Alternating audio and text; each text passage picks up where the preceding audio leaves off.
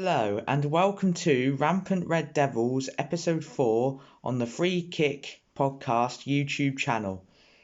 Today I will be analysing Manchester United's away game at Crystal Palace as Ole Gunnar Solskjaer looks to bounce back from Sunday's drab 0-0 draw against Chelsea as his side come up against a struggling Crystal Palace with boss Roy Hodgson not signing a new contract, but also the fact that Palace have several key players out injured. More noticeably, Wilfried Zaha, who is by far Crystal Palace's star man. The team news for Man United, well, there was 4 changes from the 0-0 draw at Chelsea. There was a surprise start for Dean Henderson, with the English goalkeeper getting a chance to start ahead of David De Gea, who had to leave the squad for personal reasons.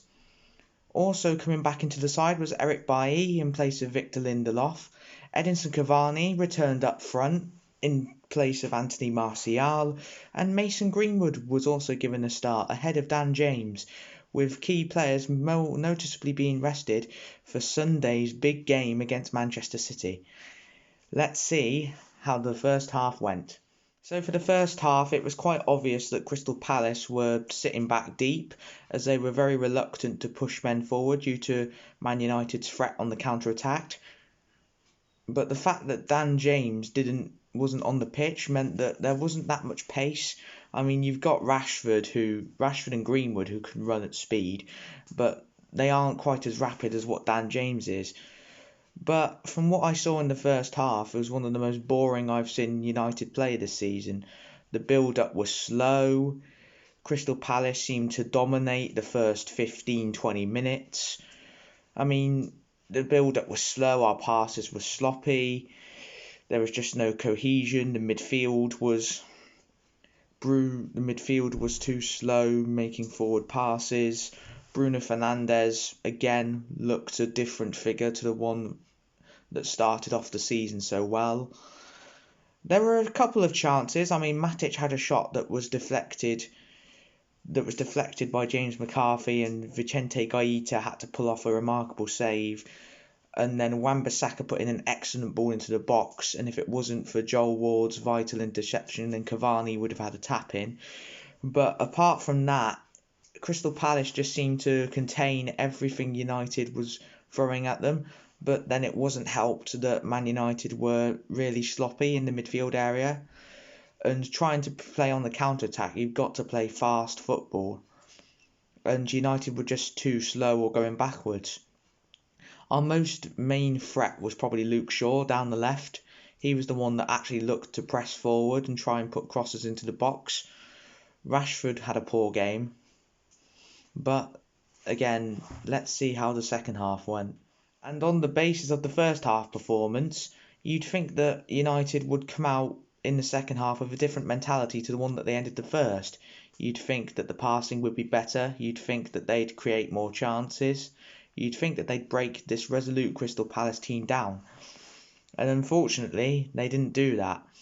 Again, yes, while the misty conditions proved to be difficult, Manchester United are supposed to be one of the best teams in England and the highest scorers in the Premier League up until a couple of days ago when Man City overtook them. But considering that we have an aurora of attacking talent on the pitch, such as in Cavani, Rashford, Greenwood, Fernandes, you'd think that we would have scored today, but unfortunately we didn't.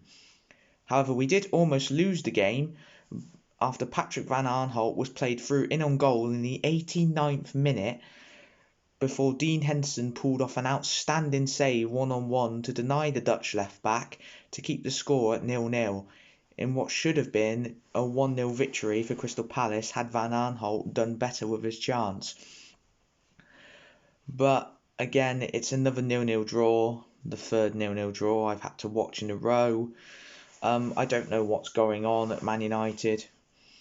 But yeah, it leaves us 14 points off the title race now, and it seems as if that we're trying to bottle top 4 as well as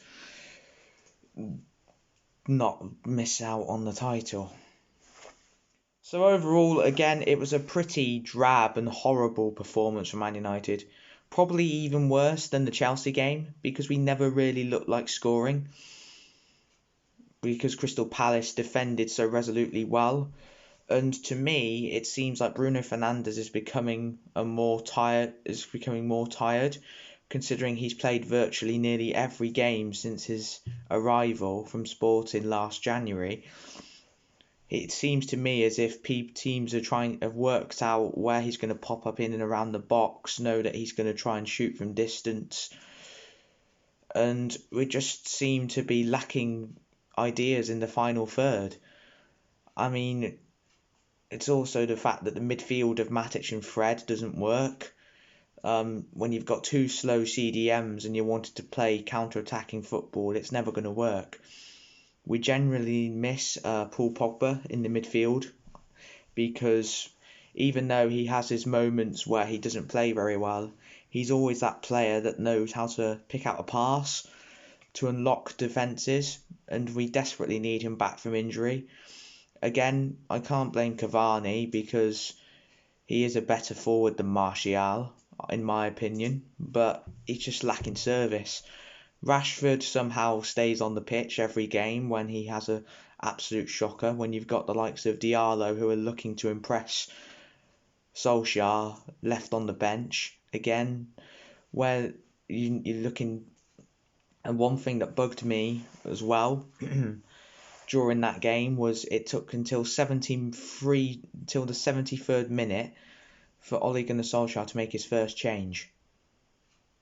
And yet Donny van der Beek, who was a star in the Ajax midfield for the past couple of seasons, is left to rot on the bench when we're giving players like Matic and Fred more game time ahead of him. What does he have to do to get into the side, Ollie? Come on. But it's one to look over, and it desperately shows that we need to strengthen in the summer.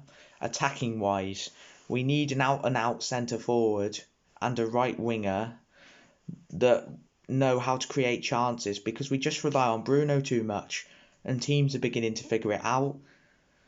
I mean, yeah, sure, we need Haaland. If we can get him is it's a matter of another matter. But if you asked me personally, if I could only buy one of Haaland or Sancho, who I would absolutely take Haaland over Sancho, because you won't find another centre forward like him, I don't think. And I say pay whatever it takes to get him this summer. And then yes, we do need a centre back as well, because I can't watch any more of Maguire and Lindelof at centre back. I mean, yeah, Bailly did well last night, but on the whole, it was another drab performance. On to Sunday against Manchester City, who are on a 21-game unbeaten run in the Premier League at the Etihad as well. 14 points ahead of us. It looks like it's only going to go one way, isn't it? We lack attacking ideas. Bruno looks tired. City have De Bruyne, Foden, Sterling. Have Diaz and Stones, who are absolute rocks at the back. It's going to be a long, long day on Sunday.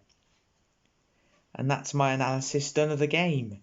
Thank you very much for listening. Be sure to check out Jack's Total Tottenham and Nathan's Scouting Saints series. Links in the description. Please make sure to hit that subscribe button so you never miss a moment for us. We're on the road to 50 subscribers, so if we can get to 50, that will be amazing.